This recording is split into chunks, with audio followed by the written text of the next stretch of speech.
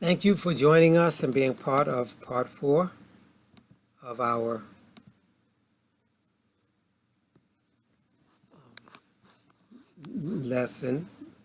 lecture number 20. We have here, we would like the volume bounded by the paraboloid z equals x squared plus y squared, and the plane z equals 2x.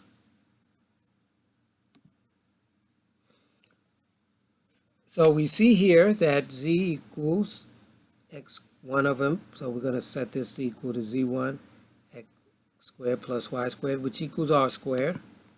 And we're going to plug in for x, r cosine theta, so we get 2r cosine theta. So now we have our limits for what? Our z. How do we find the other ones? Well, we do like we did last time. We set z1 equal to z2 for our boundary points where they cross. So z1 equals 2, and that'll help us find our radius, our r. So if we have r squared equals 2r cosine of theta, we're pulling out an r, and we're putting everything to one side so it equals 0. And therefore, we have r equals what? 0, if you plug in 0, or r equals 2 cosine of theta. Okay, now let's look at this from another standpoint, the x and y coordinate system. Okay, so we have our limits for our r, we have our limits for our z, now we need our limits for our theta. So looking at it from this vantage point, it helps us a lot, because it helps us, try to understand this. So, we have our boundary points, which we talked about already. We talked about when r equals 0 and r equals 2 times the cosine of theta. Now, the question is, when does r equal 0? R equals 0 here. That's at 90 degrees and at minus 90 degrees. And that is what theta will be.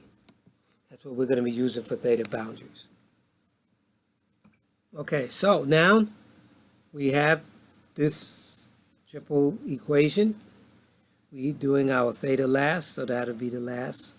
We're using our theta as our second point, as we're going to look at this from dr. And then we have this from dz. Okay. So now the first integration that we'll be looking at is dz. So that just gives us z. Okay, when we plug z in here and we multiply it times r, 2r cosine theta minus r squared, then we get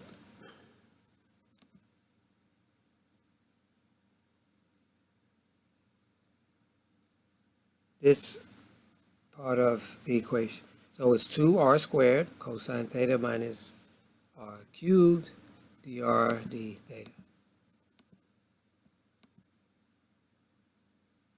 Okay, so that's what we're starting with.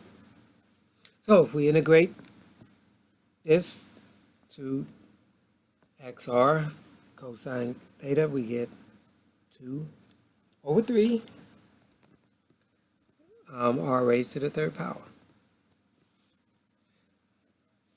times the cosine of theta, because we're not taking anything reference to theta, 1/4 minus 1/4 r to the 4th power.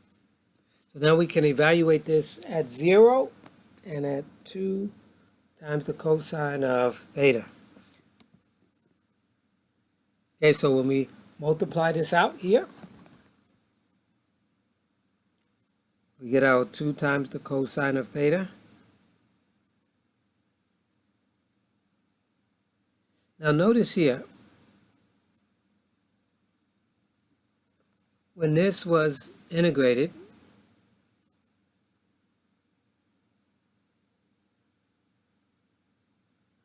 we went from our first integration of just giving us these values.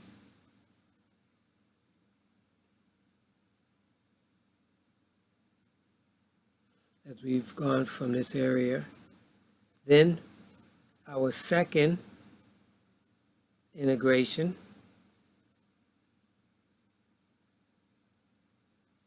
as it moves to 2/3 times the cosine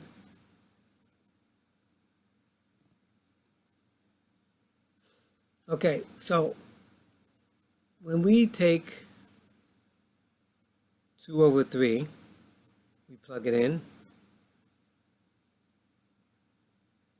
This is what? 2 cosine theta. Okay. And this is already cosine theta. 3 of them are coming down, and we have 1, so that makes it, raise it to the 4th power. And 2 times 2 times 2 times 2 gives us the 16 to the 3rd power, then times 2 again to the 4th. Then we have here the 1/4. So now we minus it, and we're only using the upper limit. We take this to the 1/4, and we're taking this here, r to the 4th, 2 times cosine theta. We're taking that to the 4th power. So that gives us 16 for the number, and divided by 4 gives us 4. And then that gives us cosine to the 4th power. Then what we have after that, we can evaluate, or we now are going to combine terms. Okay, we have everything cosine to the 4th. So when we combine this, we'll get cosine to the 4th power theta, d theta. Now we're going to use double angle formula, where the cosine squared of theta equals 1 plus the cosine of 2 theta over 2.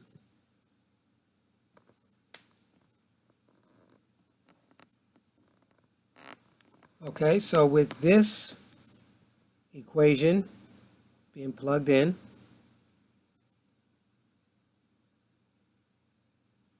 here, we just, this is squared again, so we take the square out, and we just have the 1 plus the cosine of 2 theta divided by 1/2.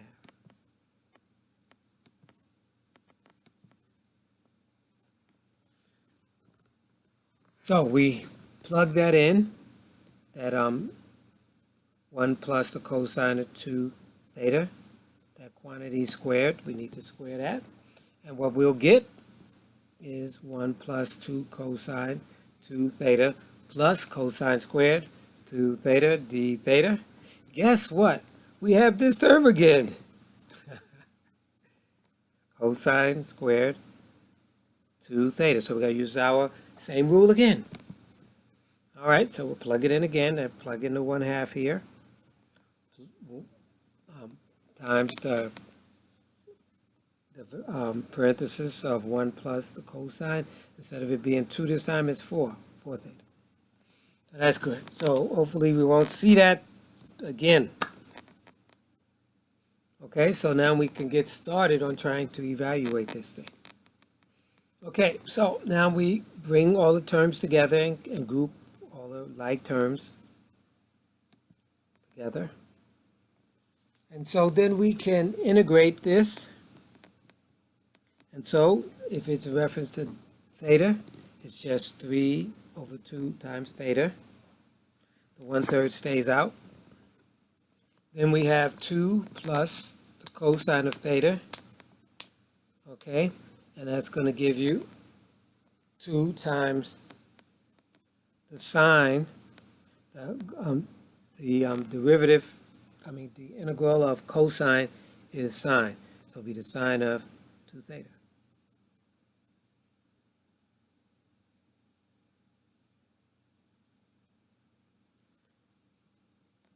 And we have here the 1/2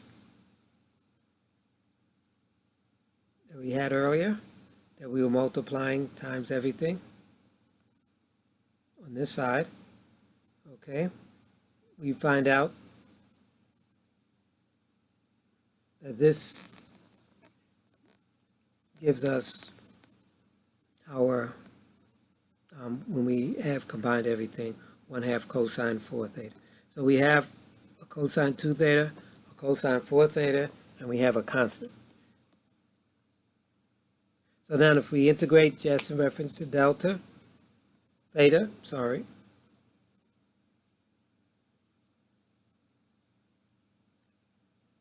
2/3, that's a constant, so it's theta. So for the integration of cosine is, as we mentioned already, sine. Okay, just re-verifying this again, and our cosine will give us sine. So we evaluate them from 90 degrees to minus 90 degrees. What do we get?